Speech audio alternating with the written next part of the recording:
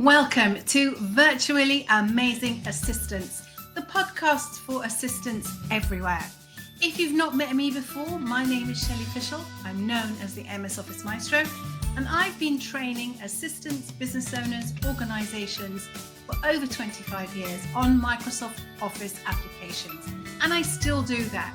However, I have a passion for assistants. I think you're all amazing. Businesses wouldn't work without you.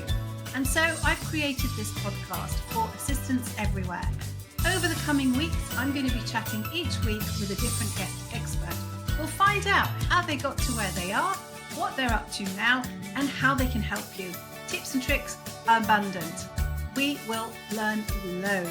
So that's me, Shelley Fishel. Enough of this introduction. In a moment, I'll be bringing on my guest. Welcome to this week's episode of Virtually Amazing Assistants, the webinar for the podcast. It's not a webinar, the podcast for assistants everywhere. And with me today, I have the amazing Amanda Johnson, who I've known since I set up Tomorrow's VA.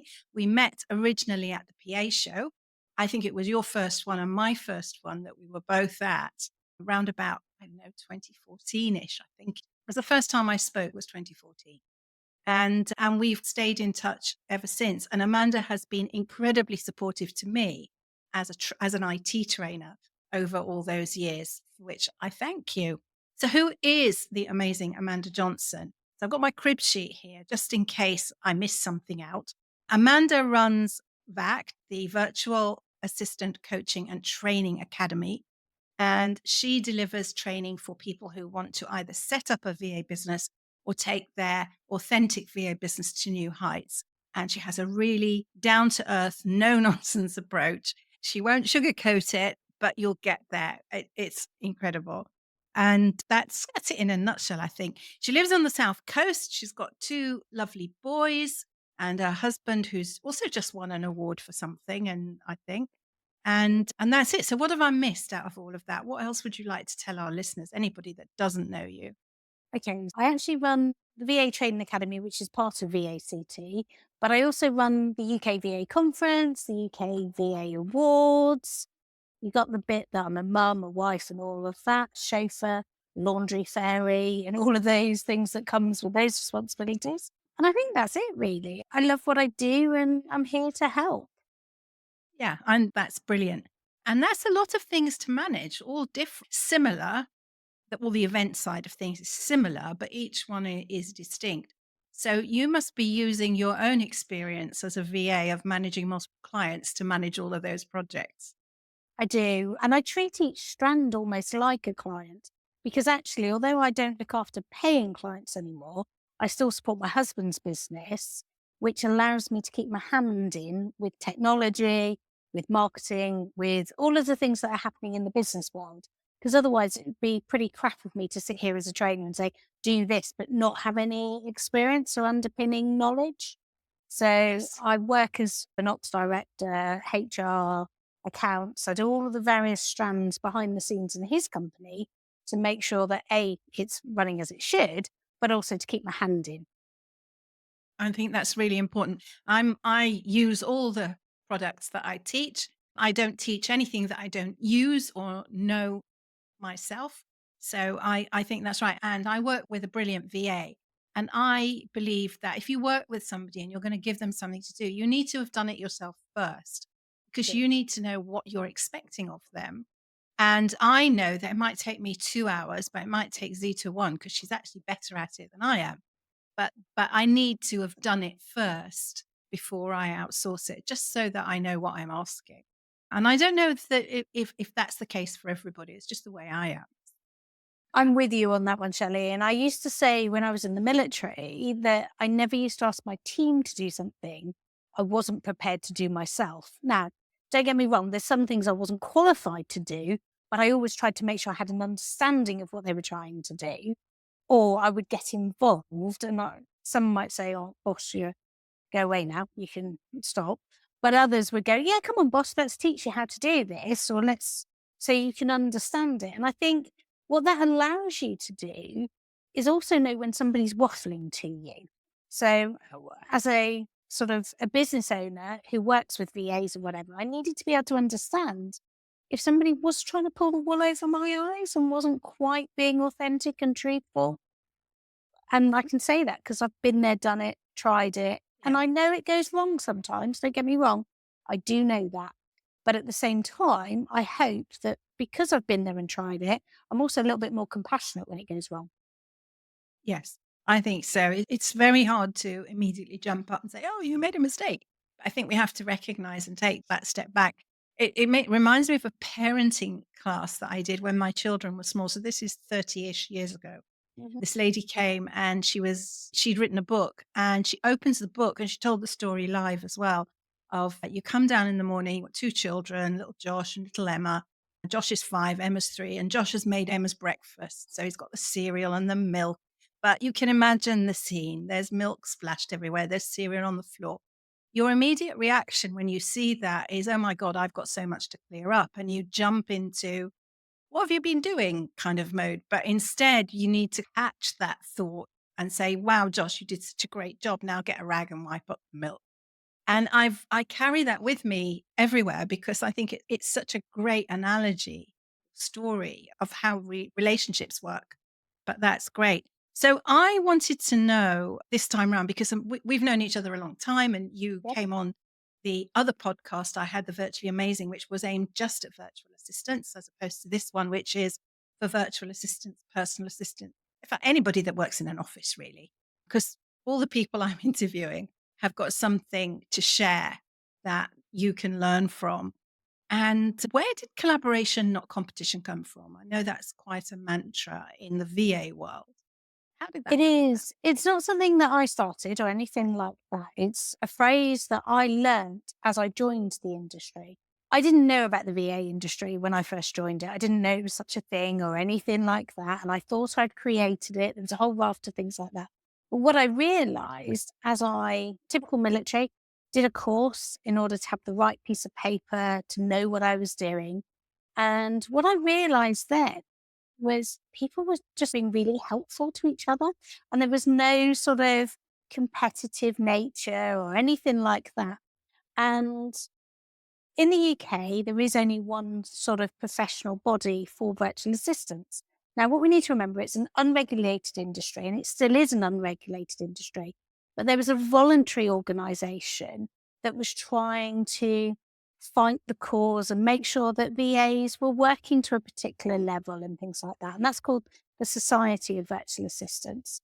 And the collaboration over competition was a phrase that they used to use a lot. And I'm talking back in sort of, I first heard of VAs in about 2008, but I became one in 2012. It was then that I went, oh, okay. And I think for a lot of people, when you've got a room full of business owners, you start thinking, but we are all competitioners. And what I use nowadays when I train VAs is I say I could stand 100 VAs up in a room and we could all have the same job title. We may all have the same skill set. We may all say we've got the same core values, but actually they mean something different to each and every one of us. And it is about collaborating with others to serve those that are looking for support. And so it wasn't a phrase I came up with, but it is one that I try to embody. Oh, I think it's great because you can't do everything, and it's going to help it'll help VA businesses to take on associates, to grow, because there aren't enough hours in the day to just do everything anyway, because you a VA is also a business owner, and not only does she or he need to support their clients, they've got to support their own business as well.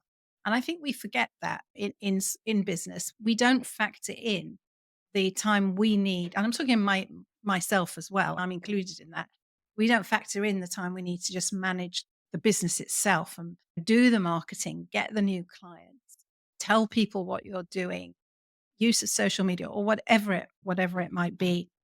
So you've got all these different things. You've got the VA conference, and you're on the advisory board of the PA show now as well. Yep.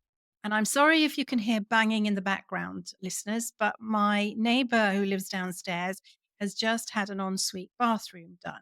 Luckily, I wasn't recording when they were taking the old one out because the noise was awful. Now they're just putting the finishing touches. So my apologies if you get that in the background, because I know my microphone is very sensitive and it's bothering me as well, but I can't help it. Yeah, where was I? So yeah, the VA, the day that you're running at the PA show, you're on the Mhm. advisory board of the PA show, and you're now running it. It's the VA conference day at the PA show. That's I right. got that Yeah. right. So the PA show tries to have a VA stream or a day where they focus on VA topics. And they've done that for a number of years. But what they asked me to do is, because I've exhibited at the PA show since 2030, they've asked, would I come and run their VA conference theatre for them? Or actually, it's not run it, it's MC it and be there and help them create a programme that's wide and varied, looking at those who are thinking about joining the industry, right the way through to VAs who've been in business for a long time. And that's what we've tried to create, a program that's going to cover that complete mix of people. And yes, they're now running a VA stream, but it's a different day this year. So for anybody who's listening, they're thinking, oh, I want to come and do it. Normally it's the second day of the PA show and has been for years, but this year it's going to be the first day of the PA show. Hey, that's amazing. I keep using amazing. We're all amazing assistants. No, it's really cool. I think it's lovely that that there is a day focused, because Mhm. VAs are very different to PAs and EAs. One of the themes that's cropped up over the several episodes that I've now recorded, talking to PAs and VAs, is the number of PAs who are thinking about jumping ship or leaving and getting a bit more freedom in their lives. So, not so much working less, but working more strategically or less hours in a day, to have a better quality of life. And everybody that it's come up with, I've asked, what should they be thinking about? So I'm going to ask you, what should they be thinking about? Should they be lurking in one of your groups for a while? Should they be actively taking courses, or should they just get on with it and jump? Okay, I never ever tell somebody to jump, so I'll start with that one. But let's walk back a step. So for me, the biggest difference between a PA, an EA, an admin professional, and a virtual assistant is something that you said a second ago, which is virtual assistants are first and foremost a business owner. And unfortunately, there are some big organizations out there who call their employed PAs and EAs who work remotely virtual assistants. And it's confusing the hell out of people. So, first and foremost, I would say actually there is a big difference there between somebody who just wants to work from home but receive a regular salary versus somebody who wants to be self employed and be a business owner in their own right. So, that's the big thing there for me. The second thing is, I never tell anybody just to jump ship because do you know what? We've all got bills to pay and we all have mortgages or rent or children to feed and all those important things. So please don't ever just jump ship. Now, if you've been made redundant, my advice is slightly different and I can always talk to anybody about that one.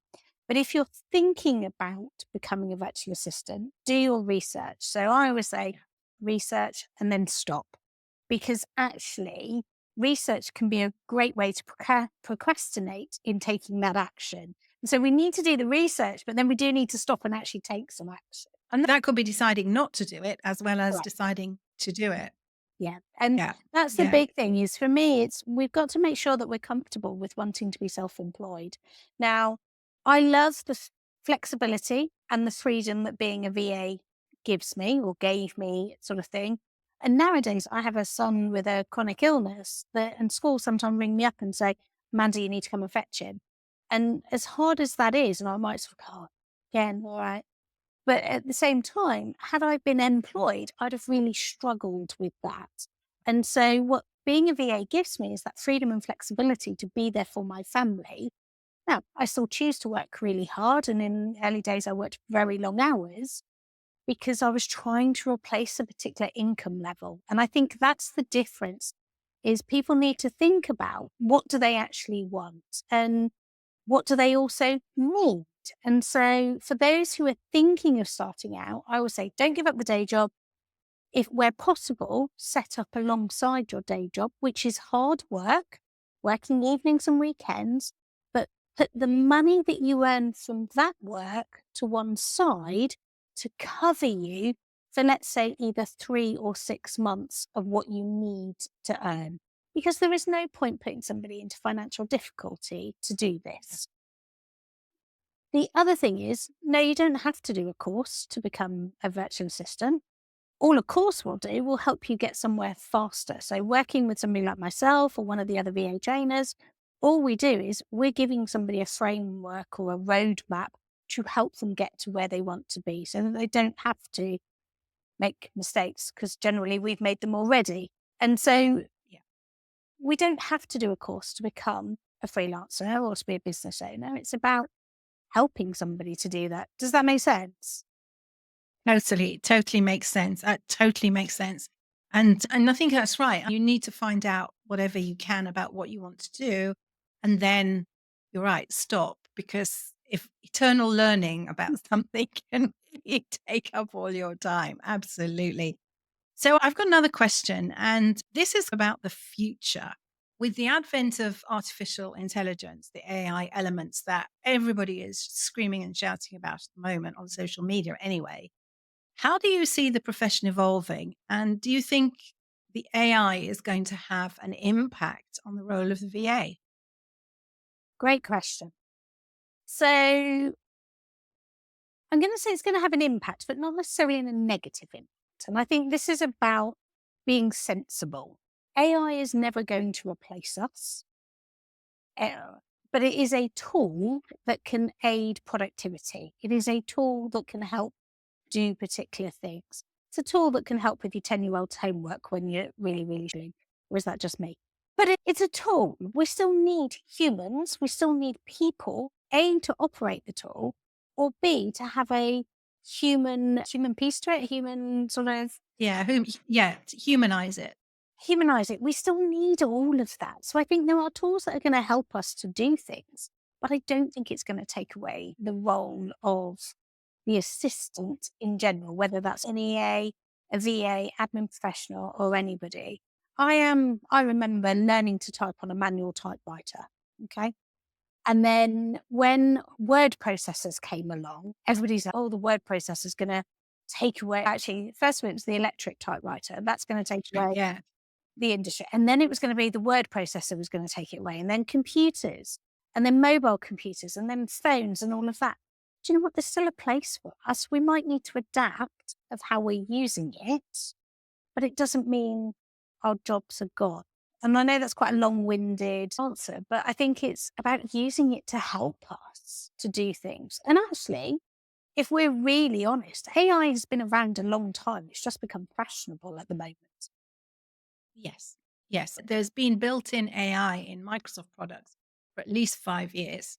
Yeah. But people didn't recognize it as AI. If you've ever done a PowerPoint presentation and seen designer pop up on the right hand side of your screen, that's AI suggesting different designs and different layouts. And that's been around, I think, for about 5 years. And using the editor to check your spelling. So spell check, all of those things. It's just an algorithm Yeah. that is doing the work for you, which would take you a very long time. Or eternally thankful for the editor for checking my spelling and punctuation and grammar, Mhm. because we write so much. I don't know about you, but I write a lot every day or most days. And it's great that I have something that can say, oh, you needed a comma there. Yeah, I don't know And if I move that way, you can probably see there's a big dictionary and all of that. It's probably just off the camera. There's a big dictionary there. maybe, There's a big thesaurus there. That's how we learnt to do these things. But nowadays, if I'm struggling with a word or I want to make sure I haven't used a particular word too many times, I can ask somebody to check it and say, actually, is this readable or is it accessible? So actually, one of the things I've done with some of my content is I've asked AI to check it and say, actually, if I'm trying to reach this person, is this content accessible to them? Are they going to get it? Or do I need to simplify the language? Or do I need to change this a different, even changing it from UK spellings to American spellings or whatever it is? It's all using technology, which is effectively what AI is. yeah, absolutely. And on the accessibility point, if you are using Microsoft products in Word and PowerPoint, and I think now Excel, there is an accessibility checker which will go through your document. It will tell you where you're missing alt text on your images, which you should have for screen readers, and also where your formatting is inaccessible, because we look at something and think it's very pretty, but somebody else won't be able to read it. I still remember one of the first places I did some training, it was training Windows. We were training Windows. That was Mm-hmm. it. Before even getting to using Word, we had to learn how to use Windows.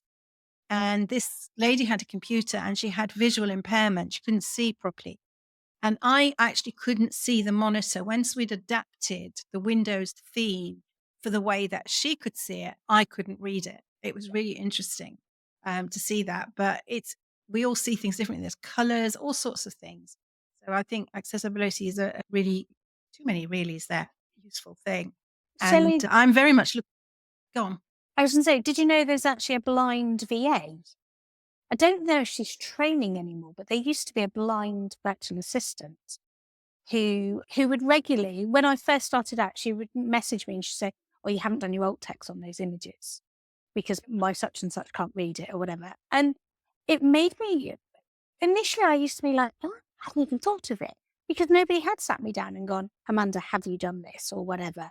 And don't get me wrong, I still make mistakes and occasionally get it wrong now, or I put something up and then think, "I haven't done that." And then I'll go back and do it. But it is about just being conscious of those other things. And so I don't Yeah. think AI is going to replace us. I think it's going to be a tool that helps us work with others. And it really depends what we're going to use it for. And I think that's absolutely right. I've said from the beginning that it's nothing to be scared of. I'm using Microsoft Copilot, which Mhm. is effectively ChatGPT 4 Turbo, Schmerbo, whatever the latest version is, because Microsoft owns about 43% of OpenAI and is involved in the development of ChatGPT. And it's just phenomenal. And I use it every day for Yeah. one thing or another. And it's not replacing what I'm doing, it's helping me do things like draft something. I can ask it to draft something and then I can rewrite it. I'm not staring at a blank page.